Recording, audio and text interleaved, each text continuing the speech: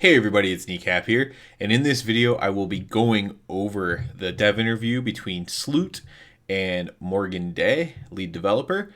And yeah, we'll be going over some of the major points that were discussed in this. I got some bad stuff, I got some good stuff. We're going to start off with the bad, but then we're going to end with the good because I like to end on a high note, be a little bit more positive. But there were some cringy moments that are worth pointing out in here. So I took three things that were bad, and I had four things that were good that kind of stood out to me from this interview. So let's go ahead and start off with the bad. So one question that Slew was asking is about the buffs the different classes bring. So like the raid buffs. So think of Monk giving the physical damage, Demon Hunters giving magical damage, Warrior giving attack power plus Rallying Cry, DK with their AMZ, plus they have Grip, which can be super useful as well. Death Grip. And the overall bad news on this is there doesn't seem to be any fix coming anytime soon on this, although it's something that they are trying to do. And they did hint at, like, for example, giving rogues their damage reduction back on their smoke bomb as one example. But like he didn't address it directly, like about the classes that specifically Sloot kind of mentioned. In terms of like Rep Paladin doesn't bring anything anymore. They at least used to have Wisdom. I mentioned Rep because that's what I main on this and do a lot of this on this channel. But Rep Paladin doesn't have Wisdom anymore, for example, which wasn't even a raid buff. It was just a specific healer buff, but it was still really good.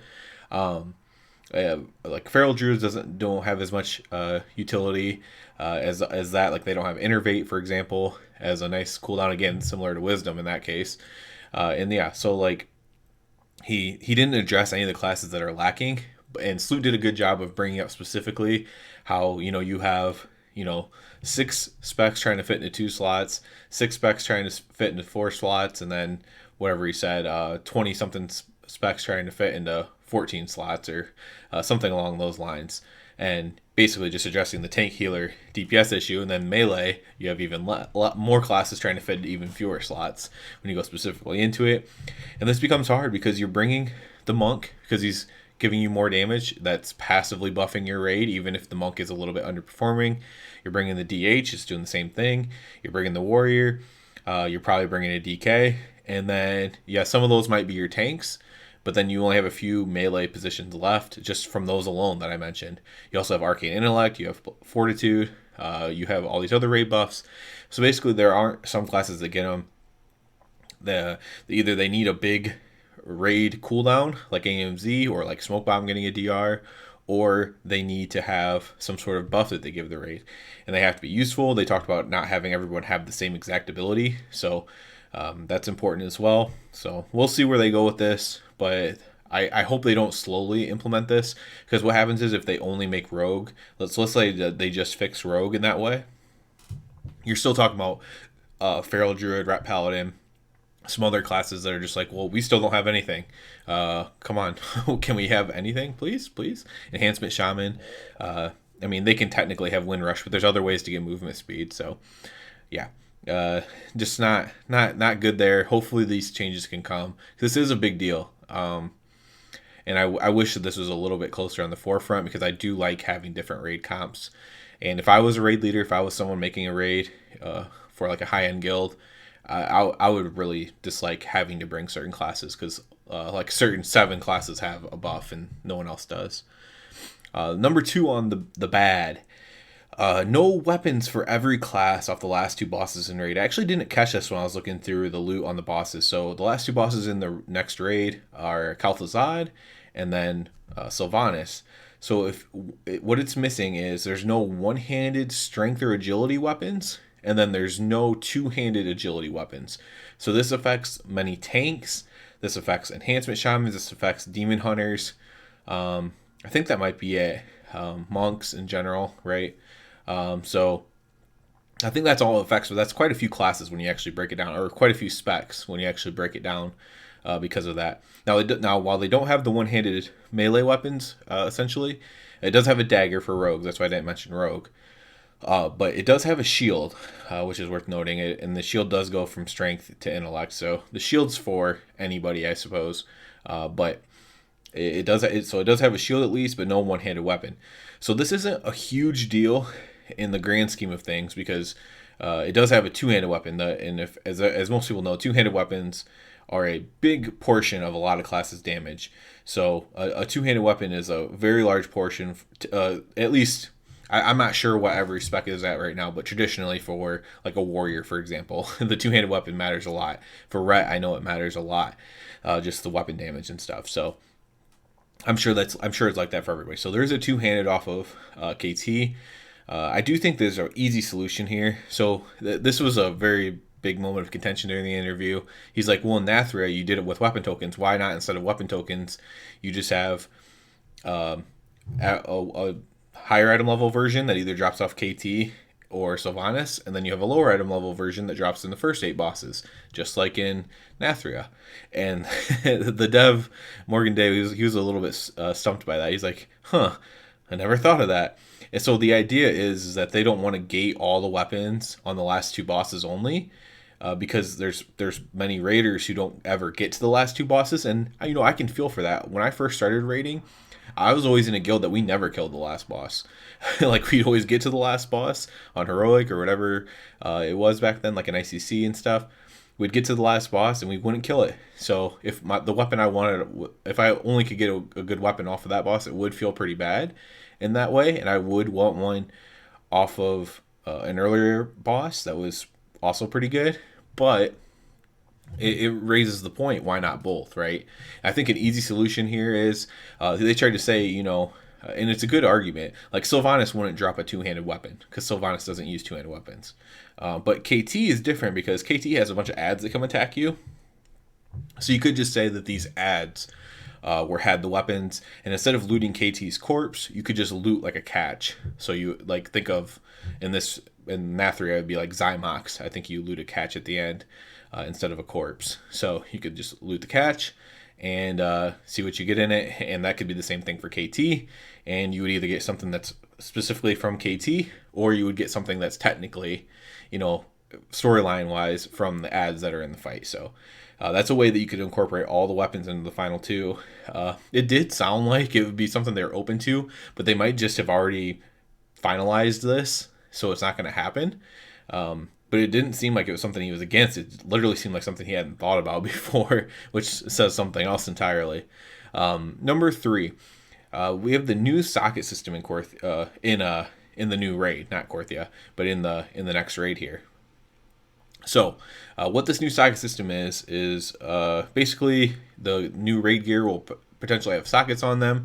They have special gems that go into them. These gems give you a buff, and if you get 3 of the same gem, or 3 of the same color gem, I believe it is, or same type of gem. So think of back in the day, you had the red, or even still, they still have the same, they have colors still, they just don't matter. But you would have like a bonus, a socket bonus or whatever. It's kind of like that. So if you have 3 of the same type of gem in, you'll then get a socket bonus, you can call it. It's kind of like a raid bonus. Now, I only put this in the bag because people are going to complain about it. I don't mind. I am a raider first, second, and kind of third. So it's not that bad to me. There are some raiders that won't like an aspect of this as well. But basically, the way it works is the actual sockets themselves, that power will work outside of raid. So whatever that does to you, whether it gives you haste in certain formats or whatever that socket does for you, that'll work everywhere. That'll work in Torghast. That'll work in, I'd imagine in PvP. I don't know about rated PvP, but in like Battlegrounds, that would work in Mythic Plus. And so this is going to be a bonus power that you have from these sockets. But the socket bonus that I was talking about, that will only work in the raid, Torghast, the Maw, Korthia. That'll only work in like those type of places. So so you don't get the super bonus everywhere, but you do get the regular gems everywhere. So people are going to complain about this for a certain reason. So some raiders are going to be like, no, I worked for this gear, earned this gear, I should be able to get it, use it everywhere, right? And PvP players, Mythic Plus players will absolutely hate that argument, by the way. And that what the really hardcore of those groups are going to say is you shouldn't get this power anywhere but the raid. It should only be for the raid. And so Blizzard tried to do a middle ground here, but I don't think that's going to work. So like I said, part of it works everywhere, part of it works only in the raid. They tried to do middle ground, and middle ground doesn't work on angry WoW players very often. So I don't think it's going to work out too great there. I would think basically honestly, if they were really trying to do this and make people happy, you would have to do this system everywhere. So there would be a Mythic Plus version of this, and then there would be a PvP version of this, and either they would all be the same, so the same exact things, or each one would only work in its content essentially. And like the PvP ones might be focused on giving you verse or damage reduction, mostly, and it could only be slotted into PvP gear. Now that still might have some, especially like tanks wearing PvP gear in a raid. That causes all kinds of issues as well. There is no true way to make everybody happy. Set bonuses are going to bring the same thing. Set bonuses are going to be in raid, and people love set bonuses. But what you're going to see is you're going to see especially the Mythic Plus community, if they don't get their own set bonuses, they're going to be very annoyed by it. So a portion of the raiding community has become a hardcore Mythic Plus community, and they are not going to be happy with the raid set bonuses that when they come in the next patch. So it's a hard. I don't know what Blizzard's supposed to do on this one.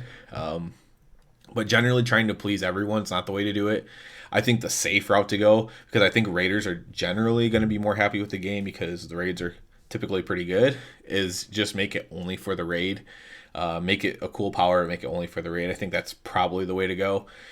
But I'm a raider, so I don't mind using the powers outside of the raid. It'll help me out. So if I'm being selfish, I'm like, yeah, I want to use it everywhere. But if I'm being less selfish, I'll say, yeah, probably just keep it to the content that it's in because it makes everybody really angry. All right, now let's move on to the good of the interview. So I did an entire video recently on Torghast stuff. I mockingly was saying that it was saved, but the changes for Torghast are indeed good. If you like Visions of Enzoth, for example, the changes are good that are coming in Torghast. If you didn't like Visions of N'Zoth, then you probably won't like this either. It's very similar the way it works. So the torments are just kind of like the affixes that you would get in Visions of N'Zoth. Some of them are actually not good at all. Like, yeah, some of them in the Visions were punishing as well, but some of these ones are just kind of dumb. But to Morgan Day's credit, the developer's credit, he did say that, yeah, some of them are bad, and they're already on the cutting room floor, like behind the scenes. So hopefully they do get rid of the bad ones, maybe add some more interesting ones. That way we can keep cycling through new ones instead of the same ones all the time. That was one problem with Visions, is there's a very small bucket that you could get as far as affixes go. But the talent trees are really good. All the Torghast stuff as far as Soul Ash and Soul Cinders, they're really loosening up the stuff on that. So that's all really good as well. It's easier to get your Soul Ash. You have to run less Torghast to get your Soul Ash. It's the same thing with Soul Cinders. Less stuff for the people who really hate it and don't even like Visions of N'Zoth and don't care about the talent tree. Just in general, it's going to be easier, and so that's good. It's good, and it's more fun as well if you do like it, because the talents make it fun, the affixes kind of make it fun. So I think it's an all-around good step in the right direction. The only argument I see against it is, well, it should have been there all along, and I actually agree with Max from Limit on this, and it's that, well, when they design this, they think people are going to like it. People say, no, they're just doing it for this, that, and that reason, but the best thing for the game is to make a good game that everyone wants to say sub to. What do you think is going to give them the bigger bonus or the more money? If everybody subs to the game and more people join it, or if everybody unsubs from the game and constantly talks about how much they hate it? They thought Torghast was pretty good.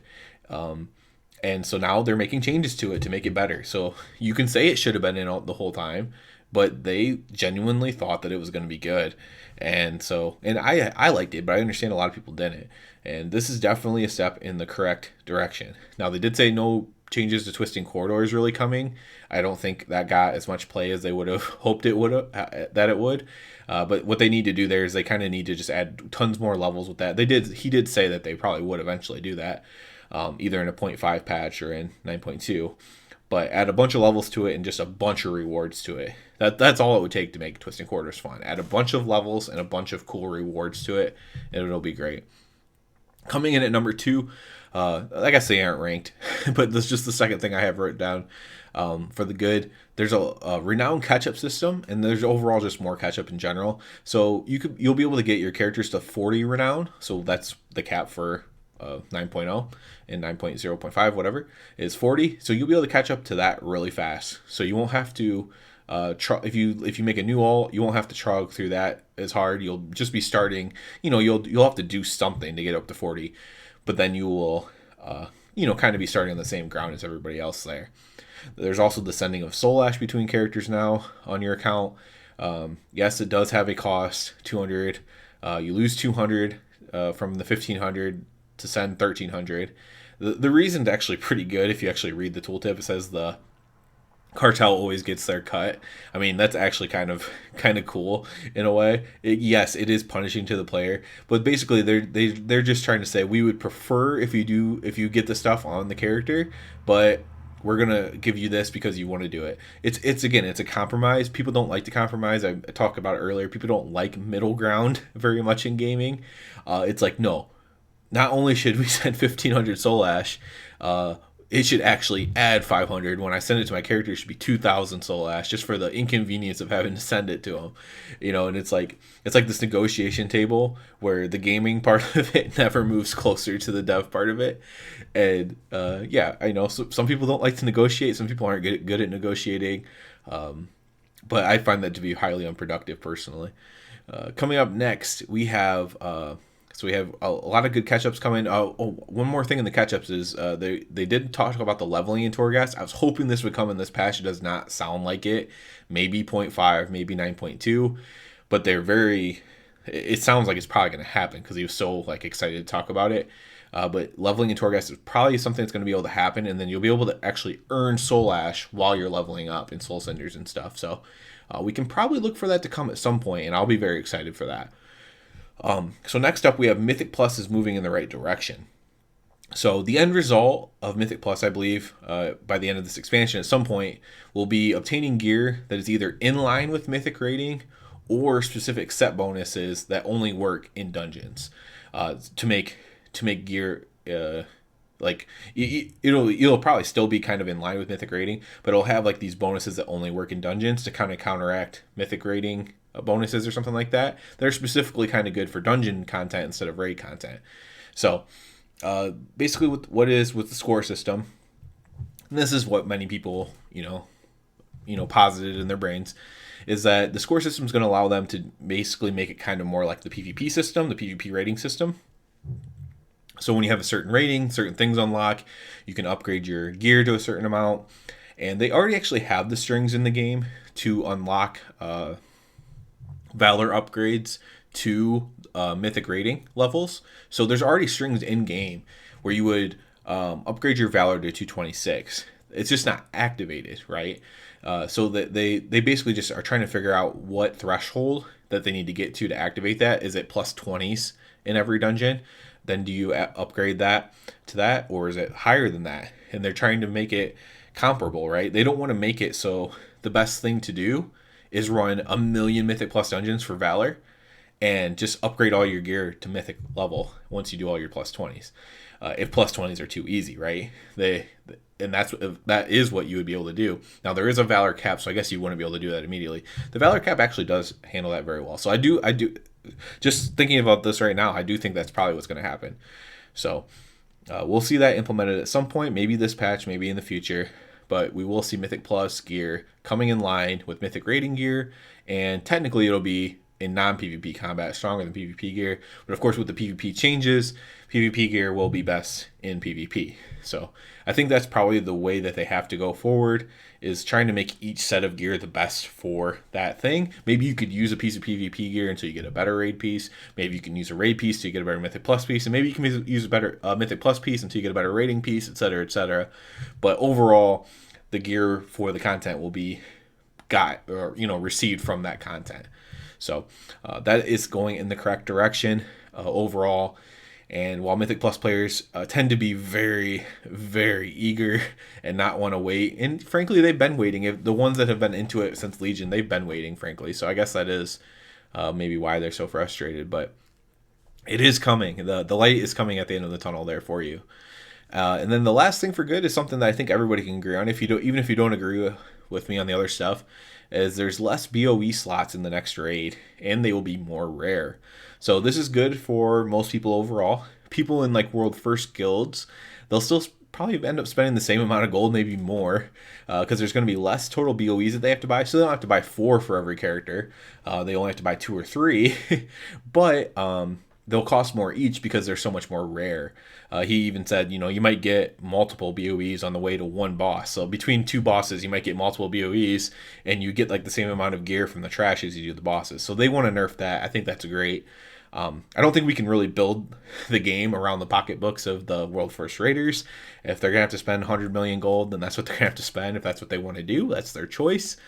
This is better for everyone else though, because it's never good when the trash is a better source of loot than the bosses. That's just not good for a raid. So I think that's an overall a great choice that most people will agree with across the whole community, especially the raiding community who it mostly affects. But yeah, the people who rely on that as a way to get gear, maybe you won't like it as much, but I'm very sorry. It is better for most people. So those are my major takeaways from the interview. In the future, I hope to maybe do like more of a reaction live to it. But this was the best I could do for this one. So please subscribe to the channel if you can. That helps me out very, very much. And other than that, everybody, have a good one.